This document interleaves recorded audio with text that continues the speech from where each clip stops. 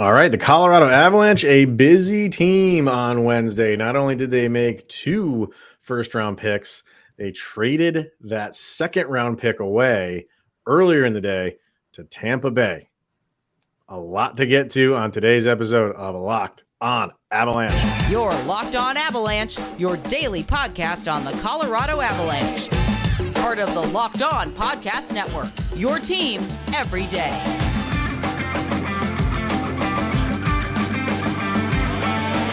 All right, everybody, welcome to the Locked On Avalanche podcast. We're part of the Locked On Podcast Network, your team every day. I'm your host, Chris Maselli. With me, as always, Mr. Shaggy Von Doom, Kyle Sullivan.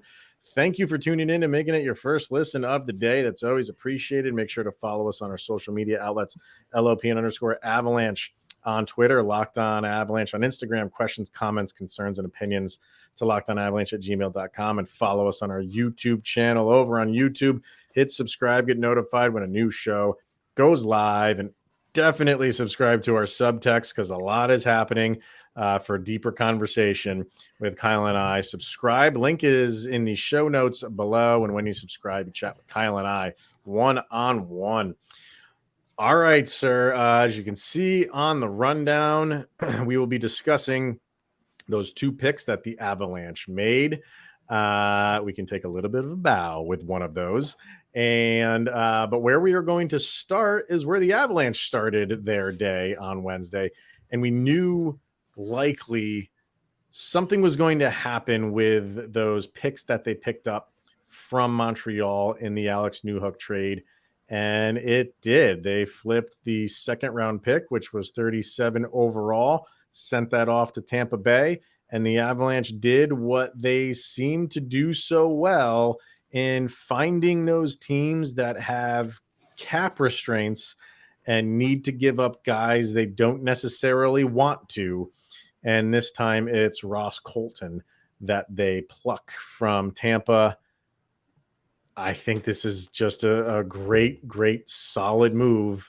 And a lot of it all materialized within a 24-hour period for the Avalanche.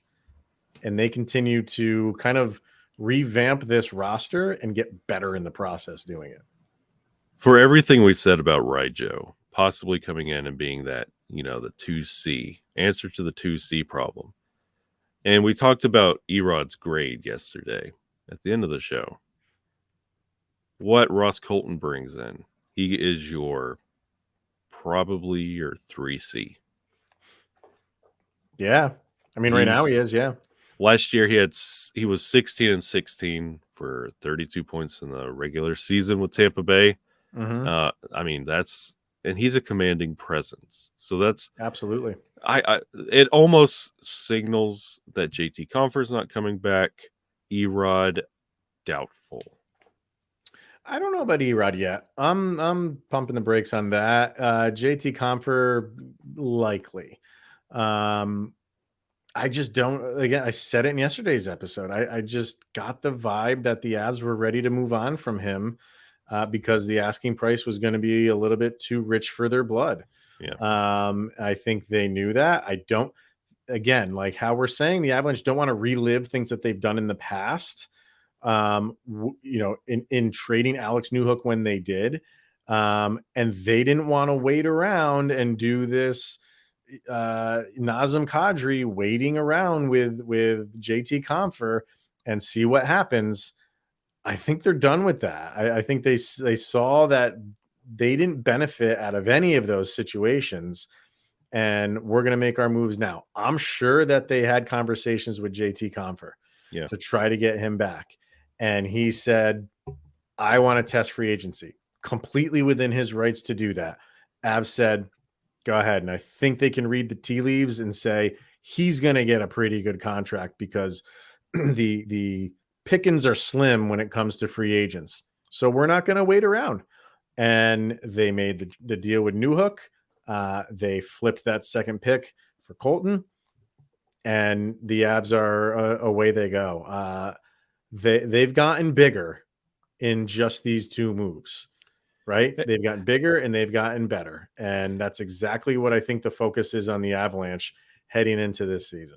And I think the Avalanche looked at last season because it was about 2 or 3 years ago we were, kind of pounding our chest about how deep this team is, how good the Eagles look, even all the way down to the Grizzlies, and you just had so much optimism for the future of the Avalanche. Then last year you anticipated somebody to step up in Nazem Kadri's role and take that production, and it just wasn't happening. And every move the Avalanche have made, and we'll talk about the draft picks in the next segment, but every move the Avalanche have made is your cut and dry, like the perfect answer to every problem. There is no guessing, like maybe he could step up. You know what you're getting out of Rijo. You know what you're getting out of Ross Colton. And it's such like a cut and dry, and every move has been a classic Colorado Avalanche steal, a master class in how to run a team and make moves that are friendly and to the Avalanche. And you're just taking advantage of other teams that don't know how to run an organization. Well, And you're just plucking piece and piece, Yeah. and you're like, thank you very much. And you held on to your 2 first-round picks, and you give out the second. It boggled my mind. I was like, okay, sure, whatever. You guys just continue to blow my mind. And they get Ross Colton, which is going to be, again, with that Avalanche effect, I think he's going to be fantastic. First of all, I think Tampa Bay is just fine at running an organization. They're pretty good at doing that. But it's just, I think it's less about how they're running it and just more of the cap constraints that we've been in for the past couple of years. The Avs, they did it when they got Devon Taves. Yep. And the Islanders just could not keep him. And here come the Avs come in and sweep him away for 2 second-round picks. That is still one of the greatest moves that they've made. And now you do this. And they just, like I said, they just seem to have a knack of doing this. And they have, it's almost like they have an agenda of what they are going to do. And I never felt that way in the past couple of years with the Avs.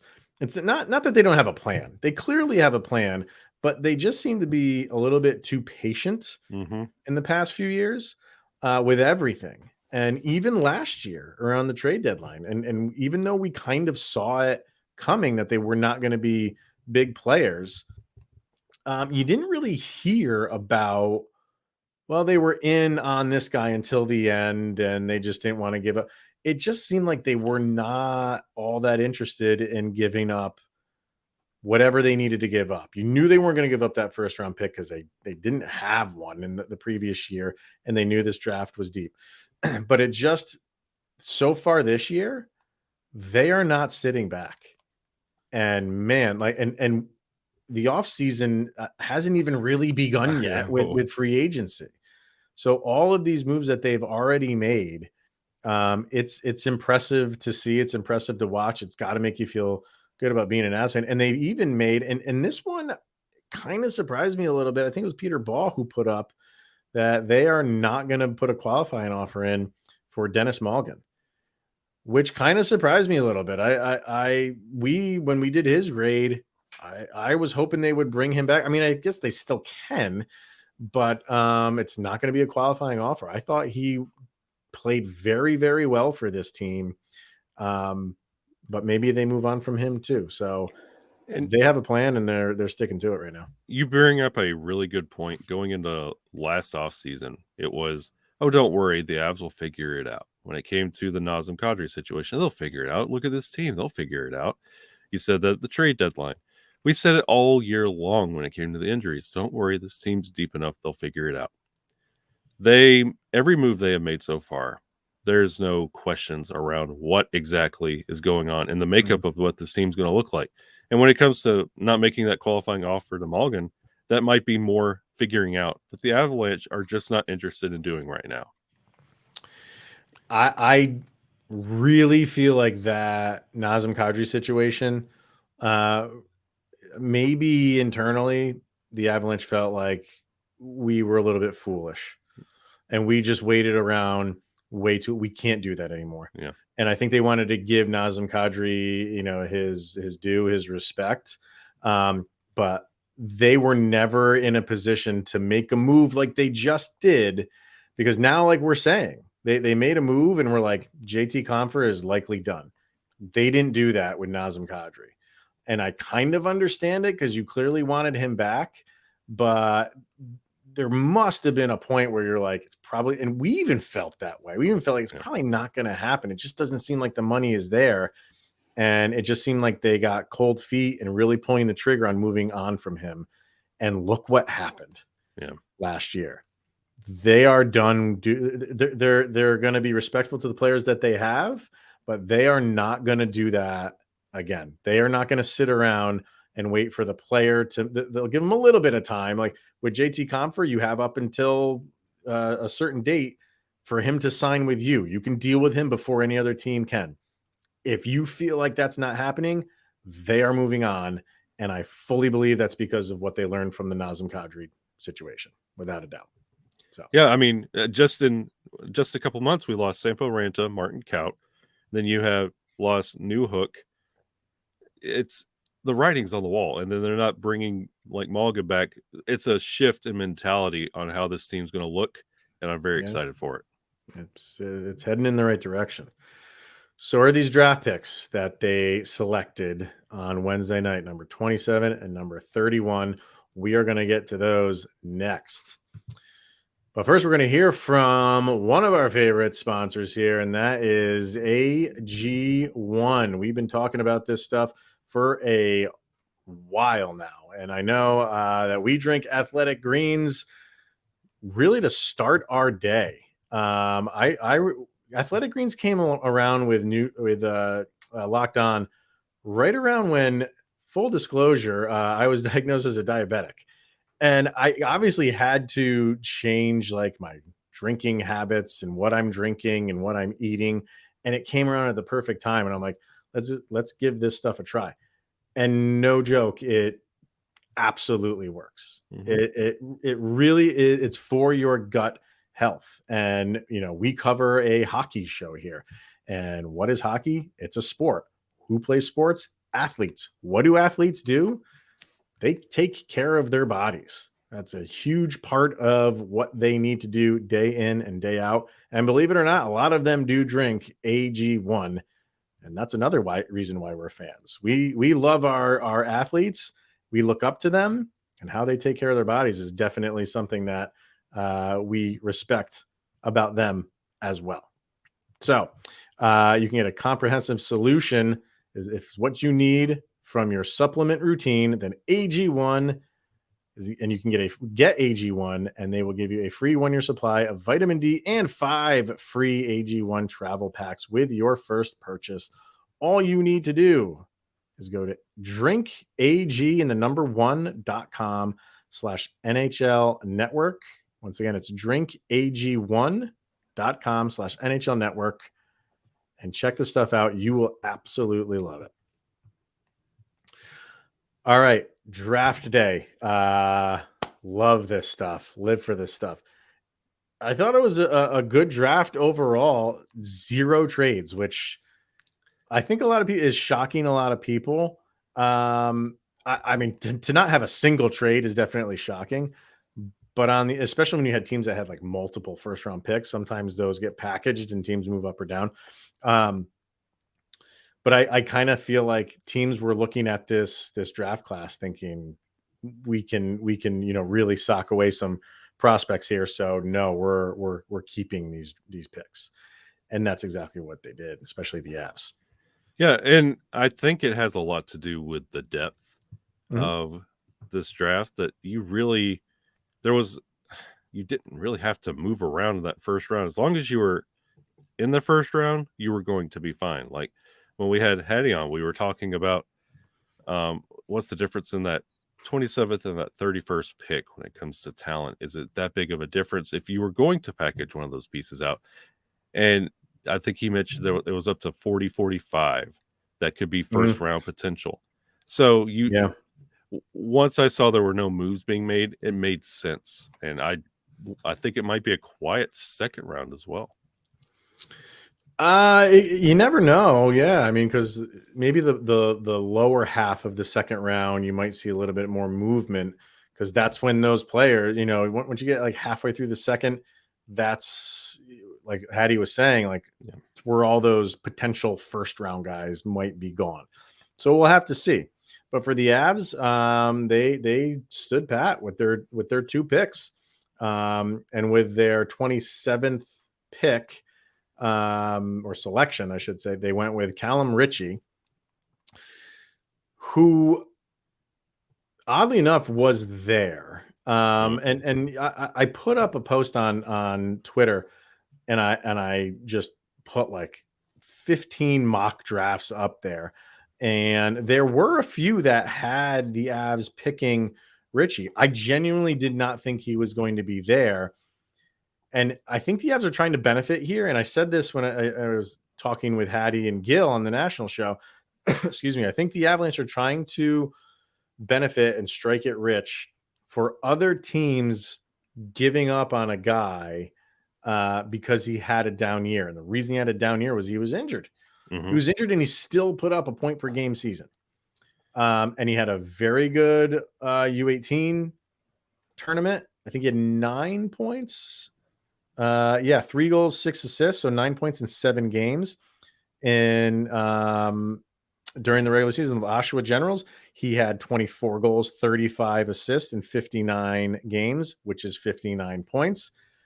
But people looked at that as a step down for him.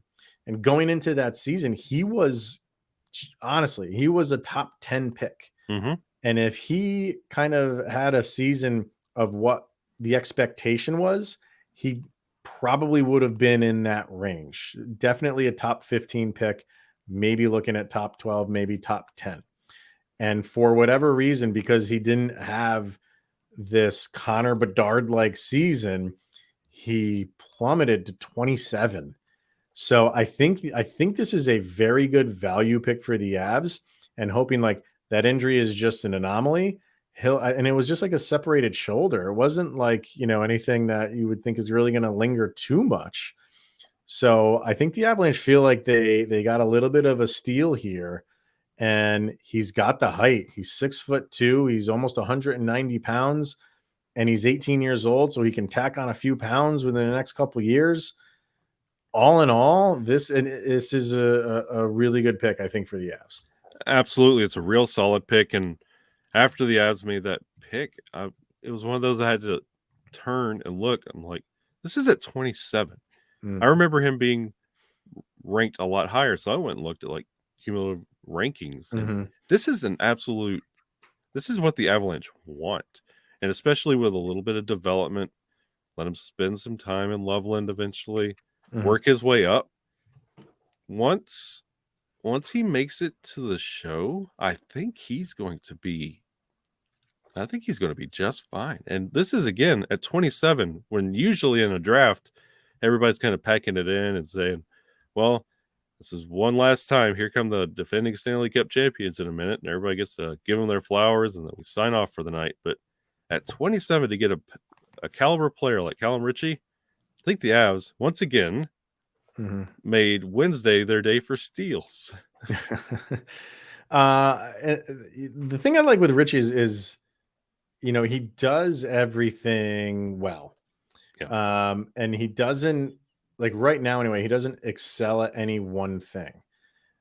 Everything he does is pretty calculated. His hockey IQ is one of the best in the draft.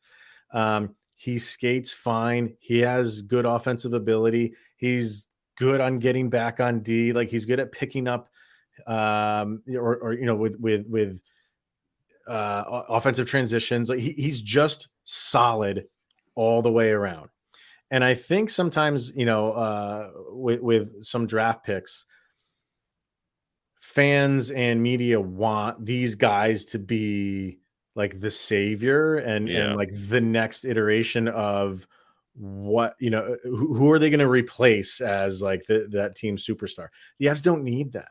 No, they don't need that right now. So what he does and what he can bring to this team is just a level of consistency. and one of those guys that you can just put out there, goes out, skates, plays his role, plays his shift, gets out, and no mistakes were made. It's in saying that, I feel like he's like an offensive like Devon Taves, where when he's out there, he's reliable. He does everything that he's supposed to do. He's in the right position.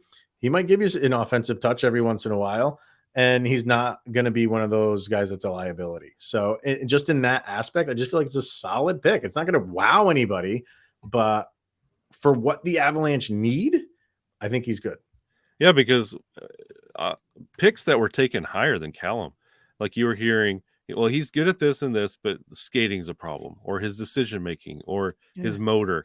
And the way that Calum Ritchie approaches the game, he approaches everything the right way. It might not amaze you, but he's got really good fundamentals where when he's going through his learning and the maturing process, he's not having to unlearn or fill in the gaps of his game. He's got the tools. He's got really good tools. Nothing that's going to like make posters, but something you could build off of. And I think this is a really good Avalanche pick. Right. I think it's a smart pick. It's a smart pick. And you know, a lot of things you hear about him and read about him is like, oh, nothing like jumps off the page. Nothing jumps off the screen. Okay. Like, does it have to? Does every player that we draft need to be this Nathan McKinnon shot out of a cannon? No. That's what they said about Nichushkin too. Yeah. So I just think it's a good, solid pick. And for what the Avs need, you know, maybe a couple years down the road, I think he'll be just fine. I think he'll be just fine.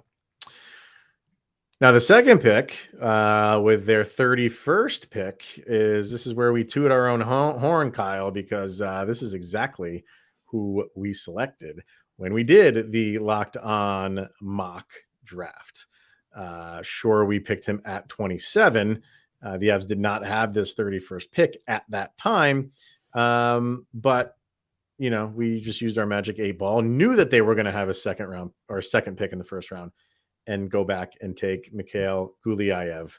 You don't have to convince me because we picked him, and for a good reason. I love this guy. I absolutely love him. He's a speed demon. We talked about him a lot with when Hattie was on the episode. Hattie likes him a lot. He's got him right in the area of where we had the Avalanche picking him at 27. I think he had him ranked like 25th overall. Yeah. But I think the one knock on him is a little bit undersized, but and again, I just talked to Hattie and Gil, and I think what Gulyayev can bring for them is down the road, because Hattie even said this, like he might not be ready for maybe like 4 years, maybe 5 years. And you have no idea what your defensive system is going to be like in that many years, right? So at that time, when he is ready, whenever he is ready, could be in 3 years. When he's ready, you might have some decisions to make, but he is never going to be asked to be the top pairing guy, because that will either be Cale Makar and Devon Taves if they can extend Taves. If they can't and Taves moves on, Bo Byram comes in. So he's never going to need to be, you know, your top pairing guy. And he's not that guy wherever you're going to pick him.